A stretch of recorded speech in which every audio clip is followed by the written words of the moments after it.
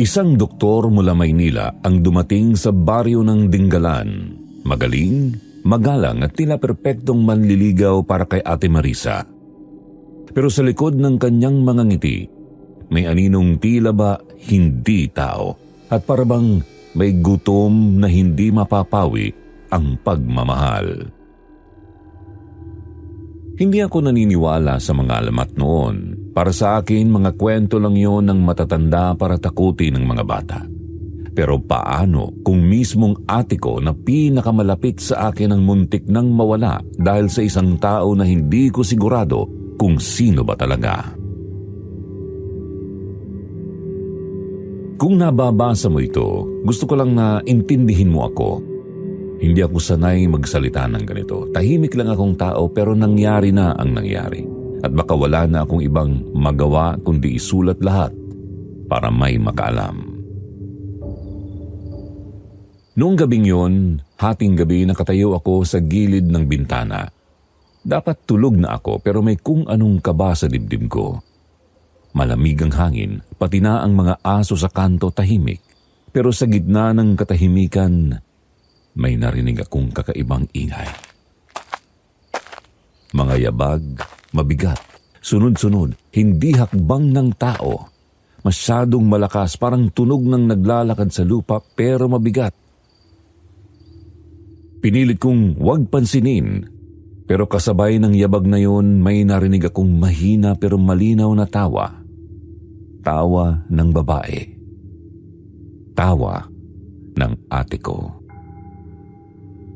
Nanindig ang balahibo ko. Hindi ako agad makakilos kasi alam kong nasa kwarto lang siya katabi ng akin, nakahiga. Pero malinaw, kilala ko yung hagik-hik na yun. Parang may kahalong hiya at kilig. At hindi siya nag-iisa. May boses na lalaki, mababa, parang pamilyar. Mahinang bulong lang pero agad kong nakilala. Si Doc Julian. Simula nang dumating siya dito, halos lahat humanga sa kanya. Magaling daw na doktor, kagalang-galang, mabait at higit sa lahat, interesado sa ate ko. Maraming tuwang-tuwa kasi sa edad ni ate bihira raw magkaroon ng matinong manliligaw. Pero sa loob-loob ko may kung anong hindi ko gusto sa kanya. Hindi ko alam kung bakit. At ngayong naririnig ko sila sa labas, hating gabi habang naglalakad sa ilalim ng buwan, parang mas lumakas ang kutob ko. Sino bang matinong tao ang nagyayaya ng babae sa ganitong oras? Dahan-dahan akong sumilip sa labas. Sa ilalim ng puno ng mangga, nakita ko silang dalawa. Si ate, nakatayo, nakangiti, parang natutulala sa kausap niya. Si Doc Julian, matangkad, naka-dark na coat kahit mainit pa rin ang gabi. Nakaharap sa kanya. Hindi ko makita ng malinaw ang mukha niya dahil natatakpan ng anino. Pero ramdam ko na yung paraan ng pagtayo niya, yung lapit sa ate ko. Parang may mali. Humigpit ang hawak ko sa bintana. Gusto kong tawagin si ate para papasukin na sa bahay pero parang may pumipigil sa akin. Gusto kong paniwalaan na normal lang ito, na nililigawan lang siya, na wala akong dapat ikatakot. Pero bakit parang may bumubulong sa utak ko na hindi siya dapat sumama? Hindi ko pa alam noon pero tama pala ang kutob ko. Hindi siya dapat lapitan ng ate ko. Sir Jupiter, hello po sa inyo at sa mga tagapakinig ng Sityo Bangungot. Tawagin niyo na lang po akong JR, 21 years old, pero ang isusulat ko po sa inyo ay mga pangyayaring nangyari 5 taon na ang nakakalipas. Noong ako ay 17 pa lang, bata pa at wala pang alam sa takot na hindi nakikita. Kung sakaling makarating man sa inyo ang sulat na ito, gusto lang sana na maisalaysay ang lahat bago ko tuluyang malimutan kung paano nagsimula ang lahat. Sa totoo lang, hindi po ako sanay magsalita ng ganito. Tahimik lang po akong tao. At sa edad kong ito, mas gusto ko lang sanang manahimik kaysa magkwento. Pero may mga alaala na kahit anong pilit mong ibaon, bumabalik At minsan, parang mas ligtas na ikwento na lang kaysa itago. Kahit na di ako sigurado kung may maniniwala ba. Ang kwento kong ito ay tungkol sa ate ko, si Marisa, at sa isang taong dumating sa buhay namin na halos bumasag sa katahimikan naming dalawa. Si Ate Marisa ay 31 years old noong nangyari ang lahat ng ito. Malapit po ako sa kanya, halos siya na ang tumayong nanay at tatay ko mula nung bata pa ako. Maaga kasing nawala sina mama at papa. Hindi aksidente sa kalsada, hindi rin sakit, kundi dagat mismo ang kumuha sa kanila. Mangingisda si papa. Simula sa pagkabata ko, yun na ang buhay niya. Gumigising ng madaling araw, bumabalik ng hapon, dala ang lambat at huli. Alam naming delikado lalo na dito sa Dingalan, Aurora, sa baybayin na malapit mismo sa Sierra Madre. Maganda ang dagat, oo, pero hindi ito maamo. Bigla-bigla na lang dumadating ang alon o yung hangin galing bundok na parang humahampas ng galit. Noong araw na yun, may babala na may paparating na bagyo. Pero matigas ang loob ni Papa. Kailangan daw niyang lumusong kasi kapos na ang kita noong nakaraang linggo. Ang masakit, si Mama sumama pa sa kanya. Hindi dahil kailangan kundi dahil ayaw niyang maiwan si Papa mag-isa. Ganun sila hindi mapaghihiwalay kahit sa panganib. Mag-alas 10 ng umaga nung umalis ang bangka nila. Si ate 22 years old siya noon at nasa klase siya. Ako naman, bata pa at naiwan sa bahay kasama sina Lola Mahika at Lolo Bentong. Hindi na sila nakabalik. Kinagabihan, wala ni anino ng bangka. Kinabukasan, natagpuan itong palutang-lutang. Baligtad, walang tao. Ang sombrero lang ni Mama ang inanod pabalik sa Pampang. Doon tuluyang nagbago ang buhay namin. At mula noon natutunan kong lahat ng mahal mo pwedeng mawala sa isang iglap. Pero buti na lang graduating na si ate sa community college noon. Scholar siya kaya libre ang tuition. Pero para may maipakain sa amin, nagtututor siya ng mga bata sa baryo. Kahit maliit lang ang bayad, sapat na para may pagkain kami araw-araw. Noong panahon na yun, 7 taong gulang pa lang ako. Hindi ko pa maintindihan lahat. Ang alam ko lang mula noon si ate na ang parang nanay at tatay ko na rin. At kahit mahirap, tinapos niya ang kanyang pag-aaral. Pagka-graduate, agad siyang naging public school teacher dito sa baryo at halos lahat ng estudyante niya, parang anak na rin ang turing niya. Sa bahay namin, siya ang maagang gumigising, naghahanda ng almusal, sabay aalis para pumasok sa paaralan. Ako naman, estudyante pa sa high school. Hindi ako masyadong pasaway, hindi rin palabarkada. Mas gusto ko yung nasa bahay, tumutulong sa hardin, nag-aalaga ng tanim o nakikinig na lang sa mga kwento nila lolo at lola. Normal lang naman ang buhay namin noon. Pagpasok sa eskwela, tulong sa gawaing bahay, minsan pakikipagkwentuhan kay Rico. Si Rico, kababata ni ate at kapitbahay namin sa kabila lang ng bakod.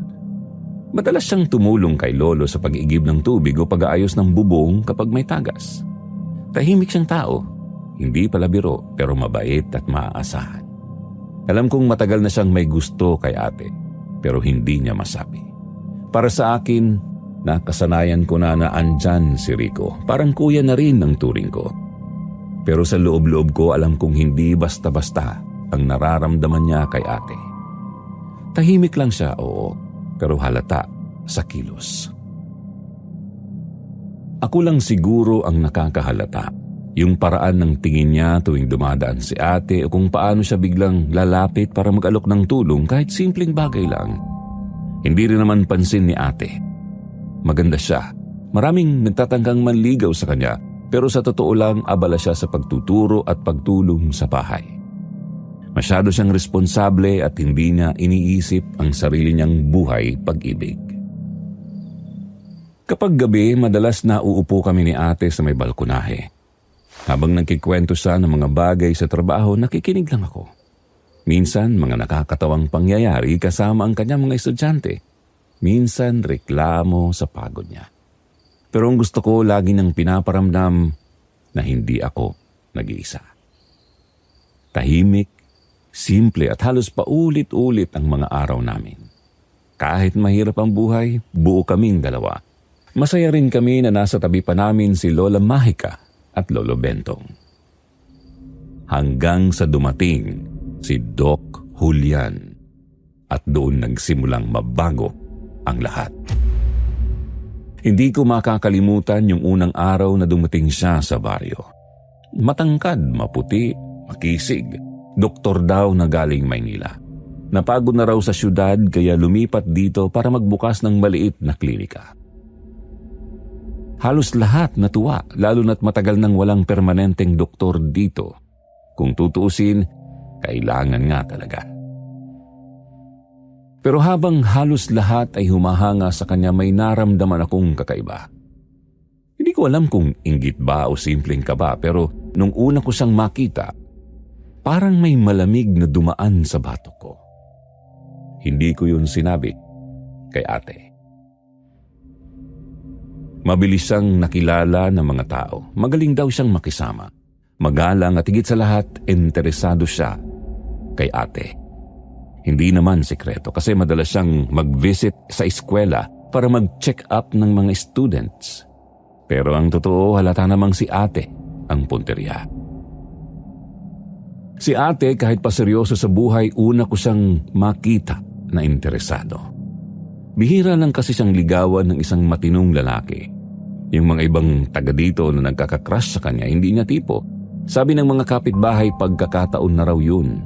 Doktor na, gwapo pa, mabait, ano pa ba ang hahanapin? Pero ako, iba ang nararamdaman. Minsan nakikita ko kung paano siya tumingin kay ate. Hindi yung tipikal na malumanay at magalang. Para bang masyadong matalim, masyadong nakatutok. Parang lahat ng atensyon niya nasa kanya lang. May mga oras na nagkakasalubong ang tingin namin at sa bawat pagkakataon, parang sinusuri niya rin ako. Isang gabi habang naglalakad kami ni ate pauwi mula sa tindahan, nadaanan namin siya. Nagmagandang gabi siya at gaya ng dati, may dalang malawak na ngiti. Nag-offer siyang ihatid kami pauwi. Tumanggi ako agad pero si ate ngumiti lang at nagsabing, baka pwede naman minsan. Simula noon, parang lalo siyang naging malapit kay ate. May mga pagkakataong pag-uwi ko galing school, nandoon siya sa bakuran nakikipag-usap. Magalang naman siya, laging nakangiti, laging may dala, prutas, gamot, madalas, bulaklak. Pero may isang insidente na tumatak talaga sa akin. Noong araw ng pista sa baryo, may programa sa plaza. Ang daming tao, ang daming musika at sayawan. Normal na masaya. Pero sa gitna ng lahat ng ingay, nahuli ko ang tingin ni Doc Julian sa ate ko. Hindi siya nakatingin na parang nag-aalaga, kundi parang may inaangkin. Nakangiti siya, oo, pero malamig ang dating sa akin. Hindi lang basta sa paraan ng tingin niya ako kinikilabutan. May mga pagkakataong kasabay ko silang lumalakad pauwi at napapansin kong hindi nagbabago ang yabag niya. Laging pantay, parang walang bigat. Kahit mabato at madulas ang daan, ako hingal na hingal. Siya parabang hindi man lang nadadapuan ng putik ang sapatos. Doon ko unang naramdaman na hindi lang kakaiba ang presensya niya. Parang may mali sa mismong paraan ng paggalaw niya. Pagka-uwi namin, tinanong ko si ate kung sigurado ba siyang okay lang yung panliligaw ng doktor. Nagalit siya ng konti, sabi niya masyado raw akong negatibo at baka nagseselos lang ako kasi baka iwanan niya ako kapag nag-asawa siya. Hindi ko na lang siya sinagot pero sa loob-loob ko, mas lalo akong kinabahan. Kasi alam kong may mali. At doon ko naisip magsulat ng lahat ng ito. Dahil mula nung araw na yon, nagsimulang lumitaw ang mga bagay na hindi ko na maipaliwanag. Mga maliliit lang noong una, tunog, anino, pakiramdam na may nakatingin. Pero ang pinakakinataan takutan ko, yung unti-unting paglapit ng ate ko sa isang taong hindi ko sigurado kung sino talaga. Noong mga unang linggo, parang normal lang ang lahat. Busy si ate sa pagtuturo, ako naman sa pag-aaral. Si Doc Julian palaging nakikita ng mga tao at halos lahat ng kapitbahay tuwang-tuwa dahil may doktor na sa baryo. Ako lang yata ang hindi. Hindi ko rin alam kung bakit, basta may nararamdaman akong hindi maipaliwanag. Sa paglipas ng mga araw, unti-unting nagiging malapit si Ate Marisa kay Dr. Julian. Napapadalas kasi ang paghatid sundok ni Doc kay ate. Tuwing umaga, naghihintay siya sa kanto bago pa man kami makalakad papuntang eskwela. Nakaputing polo, malinis at laging may dalang maliit na bouquet ng bulaklak o minsan supot ng prutas. Ang sabi niya, simpleng regalo lang, pero para sa akin, sobra. Pagdating ng hapon, naandyan ulit siya, maghihintay sa labas ng gate ng eskwela. Hawak na naman ang kung anong regalo, tapos ihahatid si ate pauwi. Noong una, pilit siyang tinatanggihan ni ate. Nahihiya siguro, baka hindi sanay sa ganoon. Pero mabait daw si Doc. Hindi nagagalit, hindi rin nauubusan ng paraan para magpakita ng atensyon. Kaya kalaunan, naging parang normal na lang ang hatid sundo. Ako, madalas nakikisabay din. Kahit wala akong klase, kahit minsan naiirita na si ate at sinasabing kaya na niya, hindi ko maiwan. Pakiramdam ko, kailangan kong makita lahat. Doon ko mas napansin yung mga tingin ni Doc Julian sa kanya. Habang naglalakad, nakatuon lang kay ate, parang wala ng ibang tao sa paligid. At kapag nag-aabot siya ng bulaklak, halos hindi na siya kumukurap. Nakangiti, pero may bigat sa mata. Sa baryo, mas lalo siyang kinagiliwan. Ang sabi ng mga kapitbahay, buti na lang at may lalaking seryoso kay ate. Trabaho, may dangal at halatang porsigido. Tuwing makikita nila yung mga bulaklak na inuuwi, may mga biro pang, aba, malapit na tayo maghanda ng kasal. Ako, imbis na matuwa, mas lalo lang akong kinabahan. Hindi ko alam kung bakit, pero may kung ano talagang hindi tugma sa lahat ng ipinapakita ni Doc Julian. Pero habang lalong nagiging parte ng araw-araw namin si Doc Julian, doon din nagsimulang mabago si ate. Hindi agad halata, mga simpleng bagay lang noong una. Pag-uwi niya galing trabaho, madalas tahimik siya, parang wala sa mood makipagkwentuhan. Di tulad ng dati. Minsan nakatitig lang siya sa kawalan habang hawak pa yung bulaklak na ibinigay ni Doc. Kapag tinatanong ko siya, sasagot ng, "Pagod lang ako, JR." Napansin ko rin na mas madalas siyang mapapansin sa salamin para bang palihim na sinusuri ang sarili. Inaayos ang buhok o nginingitian ang refleksyon niya. Hindi ito dating gawi ni ate. Siya yung tipong laging diretso, praktikal, walang pakialam kung may pulbo ba sa mukha o wala. May mga gabi rin na bigla na lang siyang magpapabuntong hininga, tapos tatahimik. Kapag kinukulit ko kung may problema, ang sagot niya lang, wala, kulang lang sa tulog. Pero isang gabi, may napansin akong kakaiba. Nakaupo si ate sa may balkonahe. Nakayuko, parang lutang ang isip. Nilapitan ko siya at tinanong kung ayos lang. Bigla siyang napalingon sa akin, mabilis, parang nagulat. Pero ang hindi ko malilimutan ay yung mga mata niya. Parang namumula, parang galing sa iyak. Pero wala naman akong narinig. Ngumiti siya pagkatapos pilit at sabay sabing, "Okay lang ako, JR, matulog ka na." Minsan naman habang naglalatag ako ng gamit sa hapag, napansin kong si ate, tahimik lang na nakangiti habang hawak ang isang bulaklak na iniwan ni Doc. "Alam mo, JR," bulong niya sa akin, "hindi ko inakalang may lalaki pang ganito kabait at kaginoo. Hindi tulad ng iba, puro salita. Si Julian, iba." Ngumiti siya ng marahan na para bang bata ulit. Kanina lang dinulungan niya si Mang Cardo magbuhat ng sako kahit hindi niya trabaho. Tapos dinalhan pa ako ng gamot para sa ubo. Saan ka pa makakahanap ng ganyang lalaki? Kung ibang tao ang makakarinig, iisipin nilang ito na ang pinakamasayang sandali sa buhay ni ate. Pero ako na kapatid niya, hindi ko maiwasang mapansin ang bigat sa likod ng ngiti. Ang labi niya nga ay nakataas pero ang ilalim ng mata niya namumugto at nangingitim. May kakaibang lungkot sa likod ng kinang na pilit niyang ipinapakita. At sa bawat salitang binibitiwan niya, ramdam ko ang pagkakapit, hindi ng pusong umiibig kundi ng taong dahan-dahang inuubos ang sarili. Gusto kong isipin na baka stress lang talaga siya, pero kinabahan ako. Dahil habang kinakausap ko siya, pansin kong nanginginig ang mga kamay niya. Hinayaan ko na muna siya dahil baka gusto niyang mapag-isa. Sir Jupiter, wala akong ibang gusto kundi ang maging masaya si ate. Totoo yun, pero habang pinagmamasdan ko siya, mas malinaw ang pangingibabaw ng isang katotohanan. Hindi na siya ang ate na nakilala ko. Pero noong sumunod na gabi, nagising ako para uminom ng tubig. Tahimik ang buong bahay. Pati si lolo at lola mahimbing ang tulog.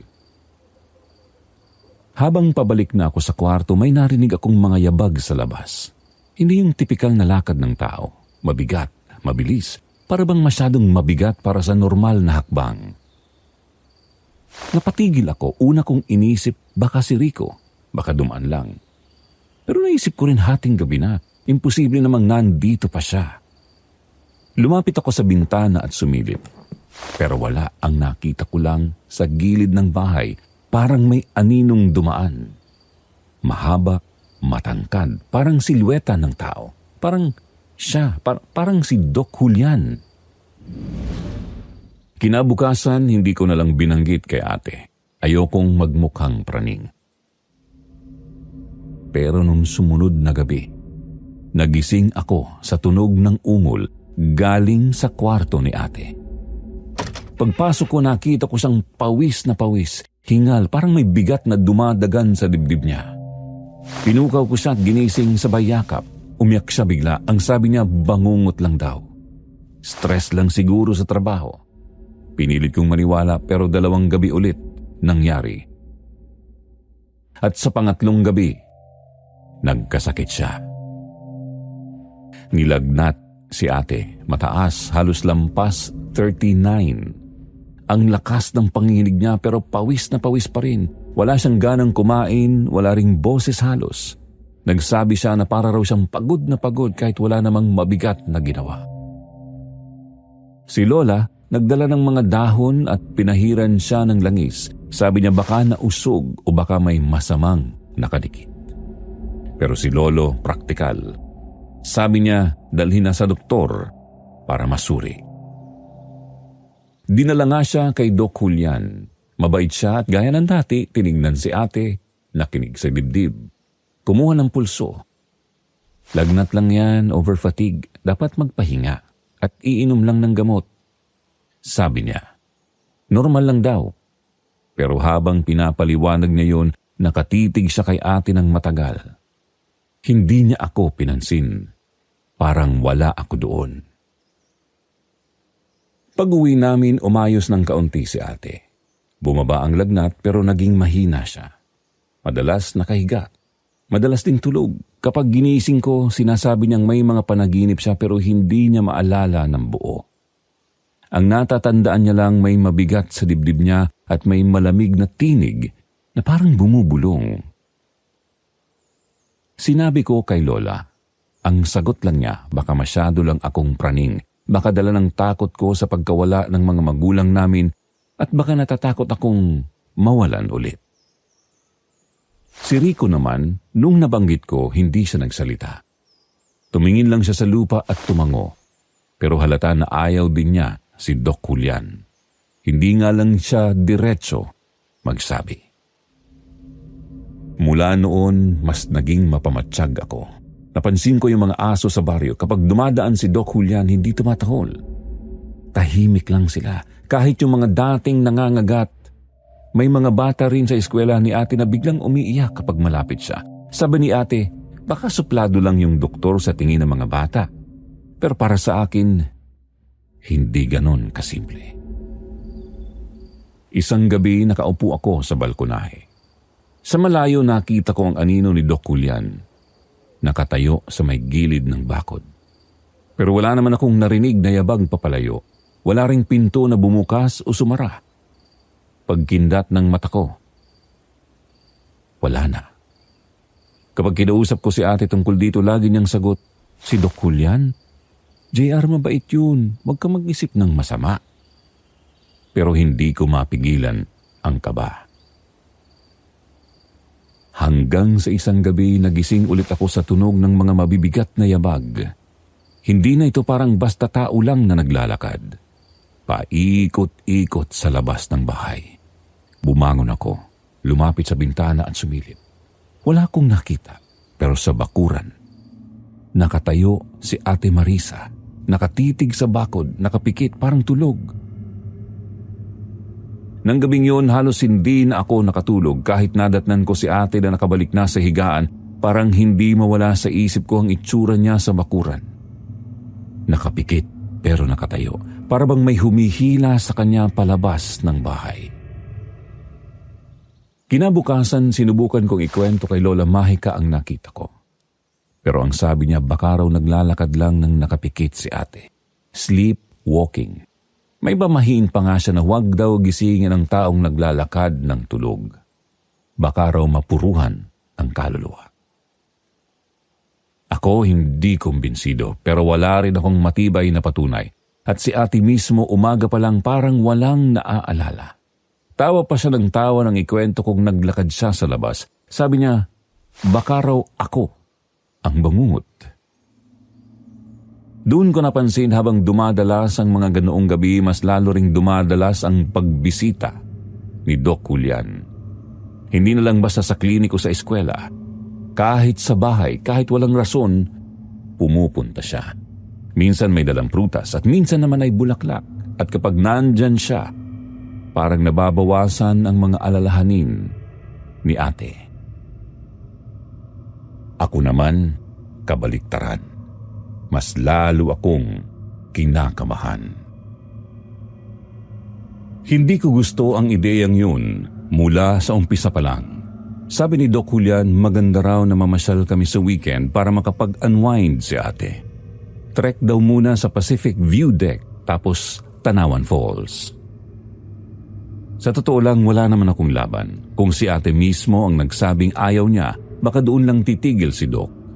Pero nung makita kong napilit siya, wala na akong choice. Sabi ko agad, sasama ako. Ayokong maiwan siyang mag-isa kasama si Doc. Mabuti na lang walang trabaho si Kuya Rico, kaya napasama ko siya. Sabi niya, sige, para may kakwentuhan ako. Pero alam kong hindi lang yun. Matagal na niyang gusto si ate at kitang-kita ko yung selos niya kay Doc Julian. 5:00 pa lang ng umaga, nasa plaza na kami. Maaga rin dumating si Doc. Nakaputing t-shirt lang, sobrang linis. Parang hindi man lang inaantok. Mula plaza, sumakay kami papunta sa feeder port. Ang aga, pero si Doc parang puno ng enerhiya. Pagdating sa White Beach, nagsimula ang trek papunta sa lighthouse. Ako at si Rico hingal na hingal. Malakas pa ang hangin. Maalat ang amoy ng dagat, pero si Doc parang naglalakad lang sa park. Hindi man lang tumatagal ng 2 hinga bago magsalita ulit. Nakangiti at laging nakatingin kay ate. Napansin ko rin kahit sobrang daming lamok, ni isa walang lumalapit kay Doc. Kami ni Rico, puro kamot sa braso at lieg. Napansin mo? Bulong ni Rico sa akin. Tumango lang ako. Hindi ko sinabi kay ate. Baka sabihin, nag-iimbento lang ako. Pagdating sa lighthouse, nagpa-picture kami. Normal lang, tawanan, pero nang tinignan ko ang selfie naming 4, parang may mali. Hindi ko agad ma-pinpoint, pero nung tinitigan ko, parang mahaba ang panga ni Doc. Yung mata niya sobrang dilim, halos wala kang makitang puti. Kinabahan ako, kaya agad kong ipinakita kay Rico. "Huy, tingnan mo to," sabi ko. Si Rico medyo natawa. "Ba't ganyan? Ano to, glitch? Parang filter?" Pero nang balikan namin ulit yung picture, normal na. Ngumiti lang si Doc. Hindi ko alam kung kami lang ang nakakita nun.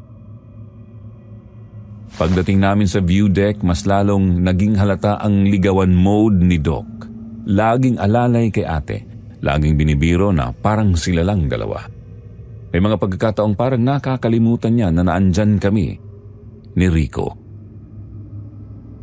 Nag-post pa sila ni ate sa gilid. Hawak ni Doc yung phone para sa mga pictures. Halos mabaliw si Rico sa kakapansin. Ako naman, hindi makatawa. Doon ko rin napansin na parang may kakaibang amoy. Hindi amoy dagat, hindi rin pawis. Para siyang amoy ng basang hayop, malansa, mabigat. Inisip ko baka may hayop lang sa paligid. Pero sabi ni Kuya Rico, JR, naaamoy mo ba? Tumango lang ako. Baka may matinding body odor si Doc. Biro niya at nagtawanan kami. Pagkatapos doon, bumalik kami sa White Beach para mag-swimming at mag-brunch.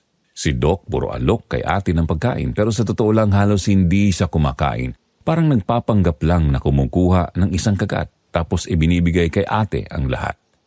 Ayaw mo ba talaga? Tanong ni ate. Busog pa ako? Sagot ni Doc. Nakangiti pa rin. Habang nakaupo kami, tinanong ko si Kuya Rico. Kuya, napapansin mo ba na parang hindi siya napapagod? Oo, nakakainis nga kanina pa tayo lakad ng lakad ni hindi man lang pinapawisan. Pareho kaming natahimik. Mula sa feeder port, sumakay kami ng tricycle papunta sa Tanawan Jump-Off Point. Doon ko lalong napansin ang lamig ng pakikitungo ni Doc sa akin. Kanina sinubukan kong kausapin si ate ng kami lang pero bigla siyang sumingit. Halos hindi niya ako tingnan. Sa trek papunta sa falls, medyo matarik na ang daan. Halatang nahihirapan si ate pero mabilis na inagaw ni Doc ang bag niya at hinawakan ng kamay. Gusto sanang tulungan ni Kuya Rico si ate pero inunahan niya ito. Tapos tiningnan siya ng malamig. Yung tipong parang sinasabing, wag na, ako na to. Nung nasa gitna na kami ng trail sa gubat, napansin ni Kuya Rico yung lupa. May mga fresh prints, parang kabayo. Pero wala namang kabayo doon. Hindi rin accessible para sa hayop. Tinuro niya kay ate pero paglingon namin ulit, nawala na. Para bang hindi nag-exist. Nanahimik si ate pero kitang-kita kong kinilabutan si Kuya Rico.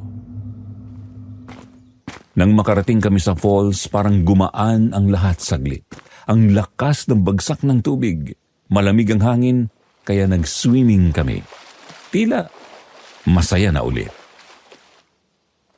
Pero habang lumalangoy si Doc palapit kay ate, may napansin ako. Yung anino niya sa ilalim ng tubig, mas mababa, mas baliko. Hindi siya hulma ng tao. Yung balikan niya parang nagiging leeg, tapos yung ulo, weird, parang kabayo. Nanlamig ako. Hinila ko si Rico at sabay naming tinitigan. Doon na namin parehong nakita. Hindi lang anino. Sa mismong refleksyon ng tubig, saglit lang pero malinaw, mukha ng kabayo, mata na pula, panga na nakabuka. Napakapit ako sa braso ni Rico, halos sabay kaming umatras. JR, sabihin mong nakita mo yun, please. Bulong niya. Tumango ako at hindi na ako makahinga ng maayos. Si ate walang napansin, tawa lang ng tawa at binuhusan pa si Doc ng tubig. Uy, baka naiinggit kayo. Biro pa niya sa amin. Pero hindi ako nakatawa. Doon ko lang nasiguro. Hindi lang bangungot ang bumabalot kay ate. Hindi rin paranoia ko lang ito. Ang nanliligaw kay ate, hindi tao. At lalo akong kinilabutan kasi di ko alam paano ako makakagawa ng paraan para mailayo si ate. Kinabukasan, Lunes na. Hindi nakapasok si ate sa trabaho. Hindi naman siya ganun kasi kahit may ubot sipon, pumapasok siya. Pero ngayon halos hindi makabangon sa higaan. Pinagpapawisan, nilalagnat at parang pagod na pagod. Sabi ni ate na pagod lang siya sa trek pero hindi ako naniniwala. Hindi ganito kabilis. Hindi ganito kabigat. Mula nang humina si ate matapos ang trekking namin, mas madalas na siyang dinadalaw ni Doc. Hindi na siya basta bisita, parang siyang may-ari ng bahay. Siya ang nagdadala ng mga prutas, siya ang nagdedesisyon kung anong gamot ang inumin ni ate, at siya rin ang nagsasabi kung sino ang pwedeng bumisita. Isang gabi nadatnan ko siyang nakaupo sa gilid ng kama ni ate. Marahang inaawitan ng isang wikang hindi ko maintindihan. Nakapikit si ate, parang nasa malalim na antok. At sa bawat bigkas niya ng salitang iyon, unti-unting sumasabay ang paghinga ni ate, para bang hinahabol niya ang ritmo ng boses ni Doc. Isang araw dumating si Doc sa usual na oras. May dala siyang malaking supot ng prutas at lugaw na mainit-init pa. Suot ang puting polo na paborito niyang isuot tuwing bibisita. "Ako na ang bahala kay Marisa," sabi niya, parang asawa na. Pinakain niya ng kaunti si ate. Pinainom ng gamot, pero habang nakatingin ako parang mas lalo siyang nanghihina sa bawat galaw niya. Nakangiti si ate pero parang wala sa sarili. Para bang hindi siya kusang kumikilos. Para bang hinihila siya ni Doc Julian sa presensya nito. Pinilit kong huwag magpakita ng inis pero hindi ko napigilan, lalo na nang mapansin ko yung mga aso sa labas hindi tumatahol kahit may bisita. Karaniwan kahit kapitbahay lang dumaan ang ingay ng mga aso, pero tuwing si Doc Julian ang pumupunta, tahimik, walang reaksyon. May mali. Sa totoo lang, hindi maalis sa isip ko yung nakita namin ni Kuya Rico nung nasa Tanawan Falls. Yung mga mata ni Doc Julian, yung anyong parang kabayo. Ayokong paniwalaan, pero paano kung totoo? Paano kung hindi lang ako nag-hallucinate? Madalas kong isipin, paano ko sasabihin kay ate? Baka pagalitan lang niya ako. Sigurado akong ipagtatanggol niya si Doc Julian, lalo na't mabait ito sa kanya. Kaya nanahimik na lang muna ako. Pero habang mas pinipili kong magtimpi, mas bumabalik sa isip ko ang mga kwento ni Lolo Bentong. At si Lola, tahimik man, alam kong matagal na niyang nararamdaman ang kakaiba. Laging may rosaryong hawak, laging nagdarasal ng orasyon tuwing nandito si Doc Julian. Hindi siya nagsasalita ng diretsahan, pero ang bigat ng kanyang tingin ay sapat na para mas lalo kong maramdaman na totoo lahat ng pinaniniwalaan ko. Kaya kinagabihan, nang makauwi na si Doc Julian, lumapit ako kay Lola Mahika. Patagal ko na rin gustong itanong pero ngayon lang ako nagkalakas ng loob. "Lola, hindi po ba kayo nagtataka kay Doc? Parang may kakaiba sa kanya." Hindi agad sumagot si Lola. Nakatingin lang siya sa akin. Mahigpit ang hawak sa rosaryo. Napansin ko noon pa na tuwing nandito si Doc, mas matagal ang dasal ni Lola. Pero ngayon lang niya ako tiningnan ng ganon. Parang matagal na niyang alam. Hinihintay lang niyang umamin ako. "Simula pa lang, Apo." Mahina niyang sagot. Ramdam ko na. Nanlamig ako. "Ben, halika." Tawag ni Lola kay Lolo. "Panahon na." Umupo si Lolo sa tabi ko. Mabigat ang buntong hininga. Hindi na siya yung palabiro na nakasanayan ko. Ang mukha niya seryoso at ang mga mata niya parang may bigat ng dekada ng alaala. Naalala ko bigla ang mga gabing pinapakinggan namin ang mga alamat niya. Pero ngayong naririnig ko ulit, hindi na ito kwento ng bata. Isa na itong babala. Sabi ni Lolo, noon pa mang panahon ng mga ninuno, may espiritu ng kabundukan na sugo ni Bathala. Siya raw ang tagapagbantay ng mga kagubatan at ilog, tagapangalaga ng mga hayop at ng mga taong dumaraan sa kanyang nasasakupan. Sa ilalim ng anino ng mga punong kahoy, siya ang mata at tenga ng kalikasan.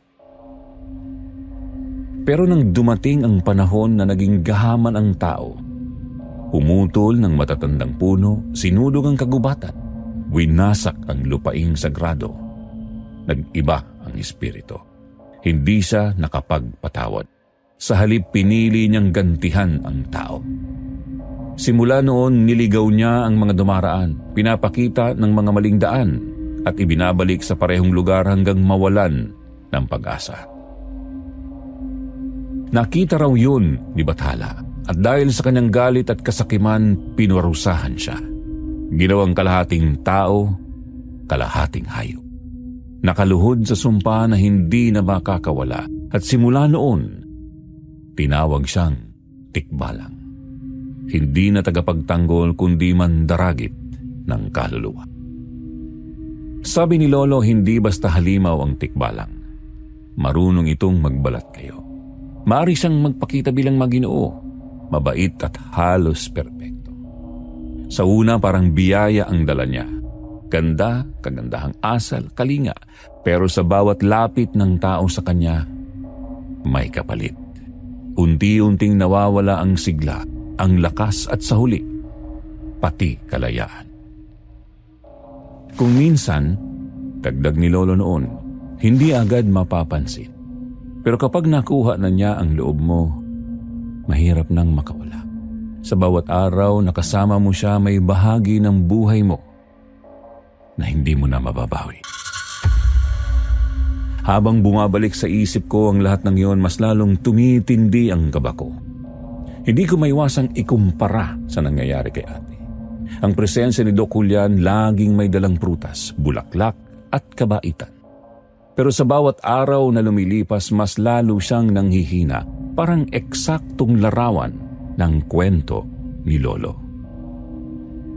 At ngayon malinaw na sa akin, hindi ito simpleng sakit. Hindi rin ito simpleng pagkahulog ng loob. May kumukuha kaya. At kung totoo nga ang lahat ng alamat na yon, isa siyang nasa piling na ng Tikbalang. Tumingin ako sa kanila, hindi ko na napigilang itanong, kung matagal nyo na pong alam, bakit hanggang ngayon wala kayong ginagawa? Bakit hinahayaan nyo lang si ate na parang inuubos ng presensya niya? Tahimik si Lola, pero ramdam kong pinipigil niya ang panginginig ng boses. Si Lolo naman ang unang sumagot, mababa ang tono. Hindi ganon kadali, apo. Ang nilalang na yun, hindi basta-basta kinakalaban. Hindi siya tulad ng taong pwede mong harapin at pagalitan. Espiritu yun na matagal nang nakabaon sa lupang ito. Kapag nagkamali ka ng galaw, hindi lang si Marisa ang mawawala. Pati tayong lahat. Dugtong ni Lola, mahigpit pa rin ang hawak sa rosaryo. Kaya kami nananahimik. Kasi minsan, apo, ang pinakamalakas na laban ay nasa dasal at pagtitimpi. Kung diretsong haharapin, baka mas lalo lang tayong madurog. Pero wag mong akalain na wala kaming ginagawa. Pinoprotektahan ka rin namin. Baka kung hindi, matagal ka lang nadamay. Nanlumo ako. Naintindihan ko ang takot nila pero hindi matanggap ng puso ko kasi sa bawat salitang binitiwan nila, mas lalong tumibay sa isip ko na unti-unti nang nawawala si ate. At ako hindi ko hahayaang mangyari yun. Bago kami umalis, iniabot ni Lola ang supot ng asin at bawang, kasabay ng mga dasal na paulit-ulit niyang tinuro. Para sa akin, yun na ang sandata. Kahit paano, may hahawakan kami. Gabi na nang sundan namin si ate. Nasa gilid siya ng bukid, kausap si Doc. Habang ang buwan ay nakasilip mula sa likod ng ulap, humihigpit ang hawak ko sa asin. Nang maramdaman kong unti-unting bumibigat ang paligid, itinapon namin yon sa lupa sa harap nila habang sabay naming inusal ni Rico ang dasal. Walang nangyari. Si ate nakangiti lang, parang walang pakialam. Si Doc Julian nakatayo, nakatingin sa amin. Walang galit sa mukha niya. Pero ramdam ko para kaming mga batang naglalaro ng larong hindi namin alam. Pag-uwi namin ni Rico, mabigat ang mga paa ko para akong naglalakad sa putik. Hindi dahil sa daan, kundi dahil sa bigat ng utak at dibdib ko. Hindi ko na alam kung saan pa ako hahawak. Kung ang mga dasal ni Lola at orasyon na pinaniniwalaan namin mula pagkabata ay walang bisa, ano pa ba ang laban na meron kami? Kinagabihan pagka-uwi ni Ate Marisa, nakita ko siyang nakaupo sa kahoy na bangko sa sala. Hawak ang isang bulaklak na iniwan na naman ni Doc Julian. Tahimik siya, nakangiti. Pero hindi ito yung ngiting na kasanayan ko sa kanya. Noon, tuwing ngumingiti si ate, parang may liwanag na kumakalat sa buong bahay. Pero ngayong nakikita ko siya, ang ngiti niya ay mababaw lang, parang itinakip na maskara sa mukha niyang maputla at pagod. Umupo ako sa harap niya, pilit na pinatatag ang boses ko kahit ramdam ko ang panginginig. Ate, hindi siya tao. Hindi siya gumalaw. Nakatuon pa rin ang tingin niya sa bulaklak. Paikot-ikot sa mga daliri niya ang tangkay na parabang yun lang ang bagay na mahalaga sa kanya. Ang katahimikan ng kwarto mas lalo pang nagpalakas sa kaba ko. Parang bawat segundo may hinahatak palayo sa akin si ate. Mas lalo akong lumapit at halos magmakaawa. Nakita ko ate, nakita ni Rico, maniwala ka. Inuubos ka niya, kinukuha yung lakas mo. Hindi siya doktor ate, isa siyang tikbalang. Doon siya tumingin sa akin. Hindi yun galit, hindi rin tampo, mas masakit kasi wala akong nabasang pagkilala. Parang wala akong halaga, parang hindi ako kapatid niya. Yung mga mata niya malamlam, malayo, parang nakatingin siya sa akin pero dumadaan lang ang paningin niya. Diretsong lampas sa kaluluwa ko. JR, mahina niyang sabi at halos pabulong, bakit palagi mong iniisip na may masama sa kanya? Ayaw mo ba akong maging masaya? Napaka-selfish mo naman. Para sa akin, siya lang ang nagmamalasakit, siya lang ang nandito. Pagpapatuloy niya. Hindi ko alam kung paano tatanggapin ang mga salitang yon. Para akong binuhusan ng malamig na tubig pero sa halip na gisingin ako, mas lalo akong nalunod. Ako na araw-araw niyang kasama, ako na tinagurian niyang bunso niya. Ako na ipinagtanggol niya sa lahat ng bagay, biglang ako ang naging masama. Ako raw ang makasarili, ako raw ang humahadlang sa kasiyahan niya. Gusto kong sumagot at gusto kong isigaw na hindi yun tunay na saya, na hindi yun pagmamahal kundi lasot. Pero nang tumingin ako sa mga mata niya, wala na akong nakitang puwang. Parang may kurtinang nakababa sa pagitan naming dalawa na kahit anong gawin ko, hindi ko siya marating. Tahimik kong pinanood kung paano siya tumalikod, bitbit pa rin ang bulaklak na kanina pa niya hawak. Dahan-dahan siyang naglakad papunta sa kwarto, parang batang nahulog sa panaginip na ayaw nang magising. At ako naiwan sa sala. Nakapako sa upuan, walang lakas ni salita, ni galaw. Nang marinig kong sumara ang pinto, doon bumigay ang dibdib ko. Hindi ko alam kung paano ko pa siya mahihila pabalik. At mas masakit, hindi ko sigurado kung gusto pa ba niyang bumalik.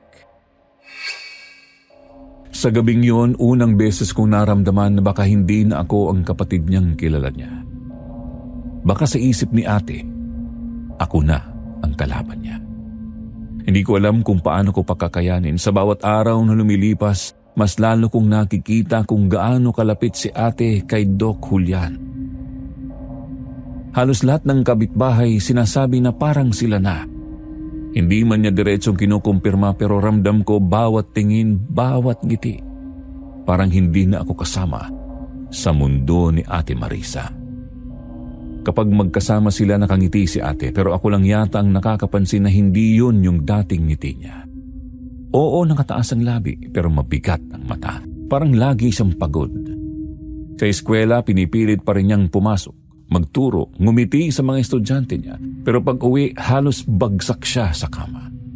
At tuwing nasa paligid si Doc Julian, para siyang nagkakaroon ng kakaibang lakas. Pero pagkatalikod nito, unti-unting nauupos ulit.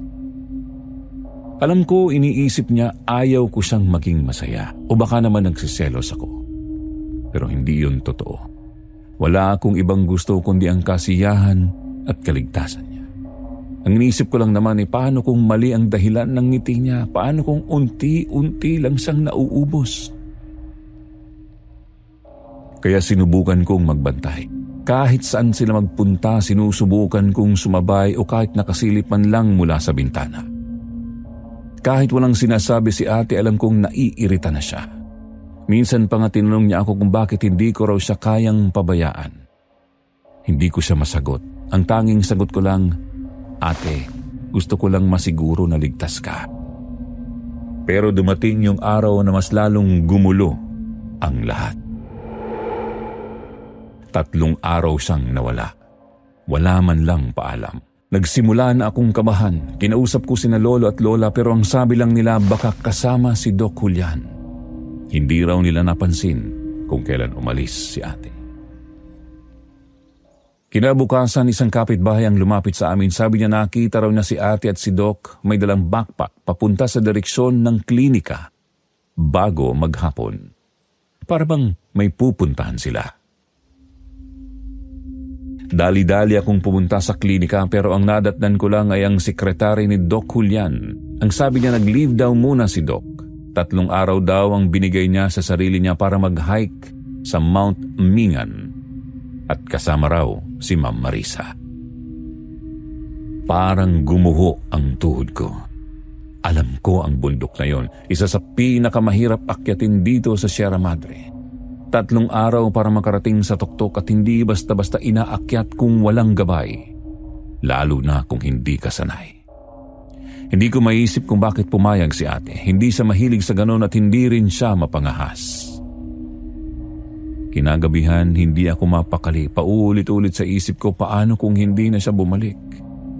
Kaya kinabukasan, dala ng desperasyon, nagpasya akong sundan sila.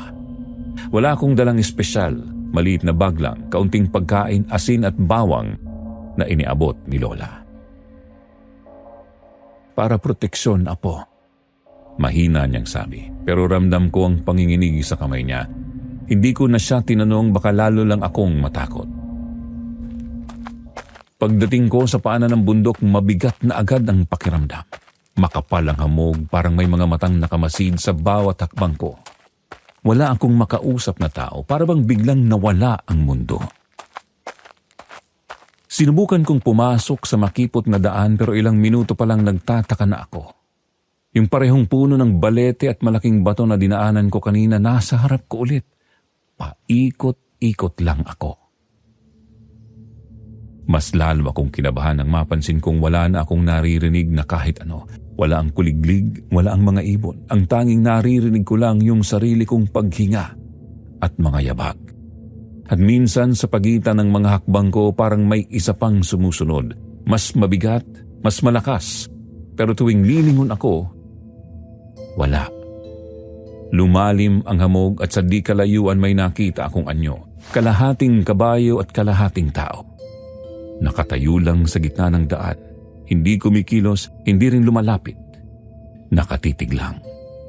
Naramdaman kong bumigat ang hangin at parang dinidiin ako sa lupa. Hindi ako makahinga. Naalala ko ang babala ni Lolo. Na ang tikbalang ililigaw ka hanggang mawalan ka ng lakas at doon ako nagpasya. Huminto ako, naupo sa bato at humagulgol. Hindi ko na kaya. Hindi ko alam kung nasaan si ate at hindi ko alam kung buhay pa ba siya. Bumaba ako sa bundok na parang bangkay, bit-bit ang bigat ng pagkatalo. Pag-uwi ko, basang-basa ako sa ulan at hindi lang basta ulan. Kahit tirik ang araw, bumubuhos ang tubig mula sa langit. Sun shower.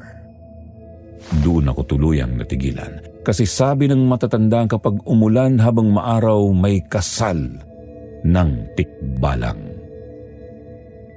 At doon ko naintindihan, baka sa mismong oras na yon ikinakasal na si ate sa nilalang na inaakala niyang doktor. Hindi na ako halos makagalaw at hindi ko na alam kung paano pa siya maililigtas. Ang tanging naiwan sa akin ay ang takot at ang sakit ng pakiramdam na baka huli na ang lahat. Kasi ramdam ko ito na yun. Ito na ang sinasabi ni na Lolo at ito na ang oras na tuluyan ng mawawala si ate.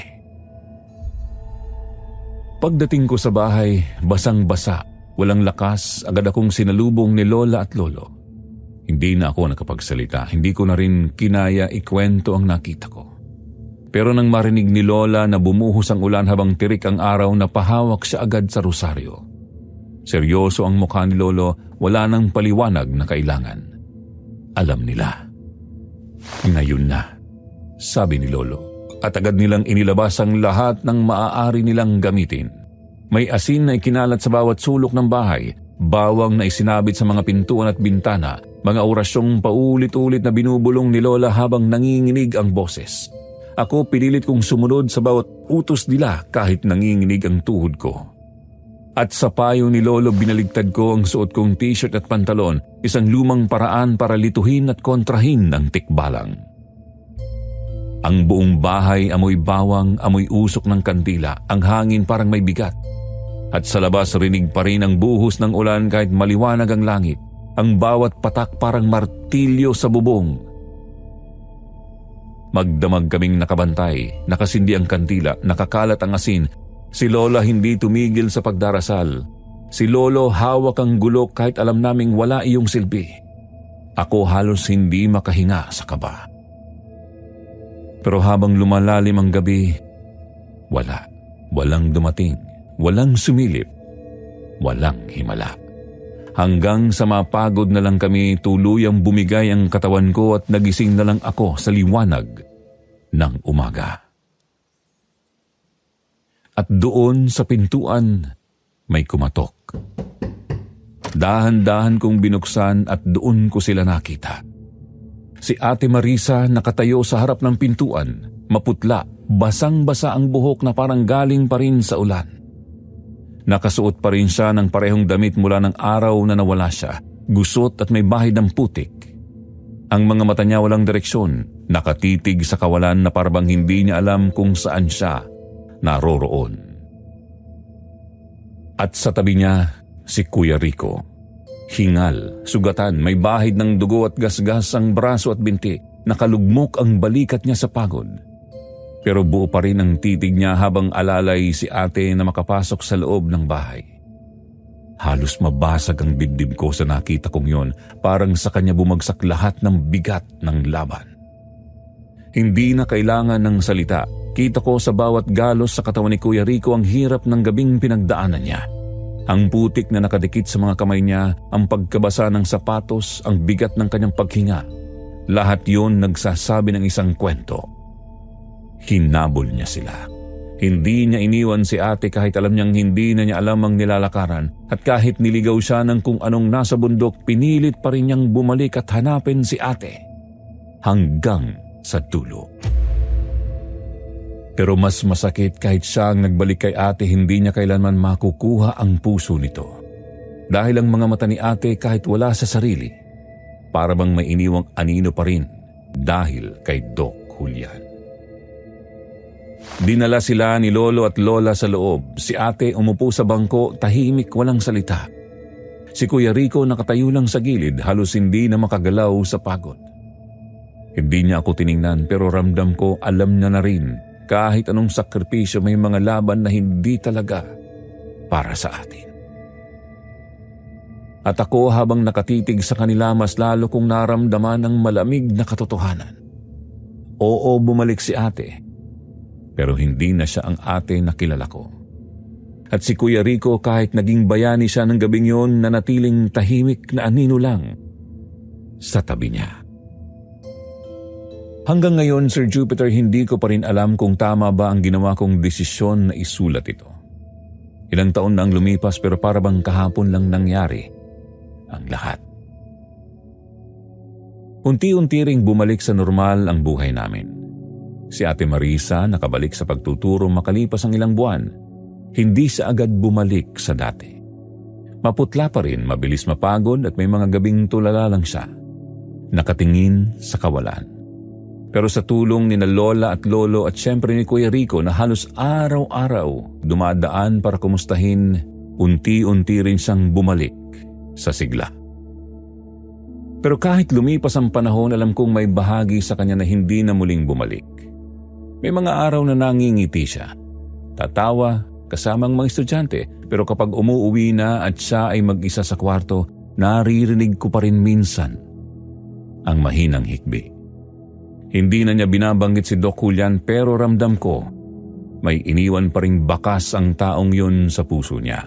Para bang isang alaala na hindi na mabubura kahit anong pilit. Si Kuya Rico naman nanatiling malapit sa amin. Tinulungan niya kami sa maraming bagay, sa bukid, sa bahay, sa mga panahong mahina si ate. Magkaibigan kami hanggang ngayon at siguro yun na rin ang tadhana niya. Laging nariyan, laging handa kahit hindi kailanman matumbasan ng pagmamahal ang ipinaglaban niya noon. Hindi na namin kailangang pag-usapan pa, sapat na ang katahimikan at ang presensya niya. Si Lolo at Lola matanda na. Lumipas ang panahon, mas humina ang katawan nila pero nananatili silang matibay sa pananalig. Madalas sinasabi ni Lola, "Buti at nakaligtas kayo. Pero tandaan mo, Apo, ang mga nilalang na gaya noon hindi talaga nawawala. Nandyan lang sila, naghihintay." At sa bawat dasal nila bago matulog, alam kong hindi lang yun para sa amin, kundi para na rin sa lahat ng susunod na henerasyon. Ako naman, Sir Jupiter, 21 years old na ho ako ngayon. Nasa kolehiyo at malayo na rin sa Dingalan. Sinubukan kong iwan ang mga alaala sa baybayin at bundok ng Sierra Madre, pero tuwing umuuwi ako, tuwing dumaraan ako sa mga lugar na dinaanan namin noon, bumabalik lahat. At kaya ako nagsulat ulit, Sir Jupiter, ay dahil baka oras na para may makarinig. Hindi ko naman inaasahan na may maniniwala, pero kung sakaling maramdaman ng ibang tao ang parehong kaba, baka maalala nila ang kwento ko. Hanggang dito na lang po at salamat kung mababasa ninyo ang kwentong ito.